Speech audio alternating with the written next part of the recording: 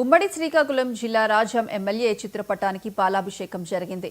డోలపేటలో భూ వివాదంపై అసెంబ్లీలో మాట్లాడినందుకు కృతజ్ఞతలు తెలుపుతూ ఎమ్మెల్యే కొండ్రు మురళీమోహన్ చిత్రపటానికి గ్రామస్తులు పాలాభిషేకం చేశారు. సర్దార్ తాండ్ర పాపారాయ భూ హక్కుల పరిరక్షణ సంఘం ఆధ్వర్యంలో ఈ కార్యక్రమం జరిగింది.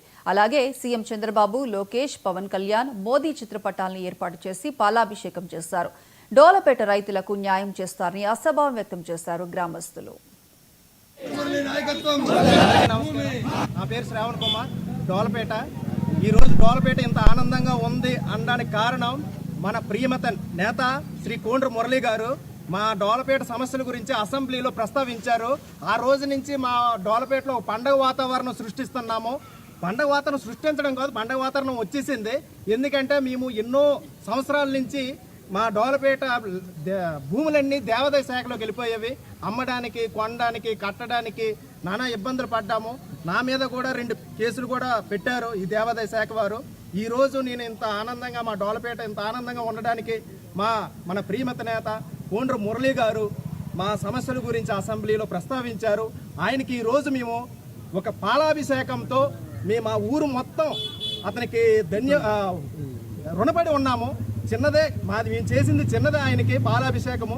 కానీ మా గుండెల్లో అతను ఎప్పుడూ ఉండిపోతారనేసి ఈ ప్రజల సమక్షంలో, మీడియా సమక్షంలో నేను చెప్పడం జరుగుతుంది. రామచంద్ర నాయుడు డోలపేట భూ సమస్యల గురించి మన ఎమ్మెల్యే గారు అయిన కోట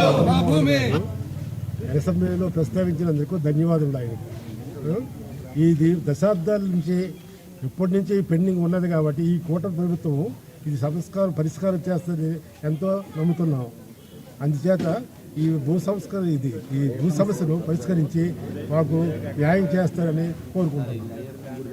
రామచంద్ర నాయుడు డోలపేట భూ సమస్యల గురించి మన ఎమ్మెల్యే గారు అయిన కొండ్రు మురళీమోహన్ గారు అసెంబ్లీలో ప్రస్తావించినందుకు ధన్యవాదాలు ఆయనకు.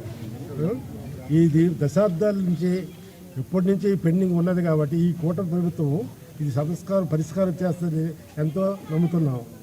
అందుచేత ఈ భూ మొన్నటి అసెంబ్లీ సమావేశంలో మా డోలపేట రైతుల భూ హక్కుల సమస్య కోసం మా రాజాం శాసనసభ్యులు శ్రీ కొండ్రు మురళీమోహన్ గారు ప్రస్తావించడం మాకెంతో సంతోషకరమైన విషయం. కొన్ని దశాబ్దాలుగా మేము ఈ భూ హక్కుల, యాజమాన్య హక్కుల కోసం మేము సతమతమవుతూ ఉన్నాము. ఈ అసెంబ్లీ సమావేశాల్లో ఆయన ప్రస్తావించడం మాకు ఈ సమస్యకు పరిష్కారం అవుతుందన్న ఒక నమ్మకం మాకు కలిగింది. ఈ కూటమి ప్రభుత్వంపై మాకు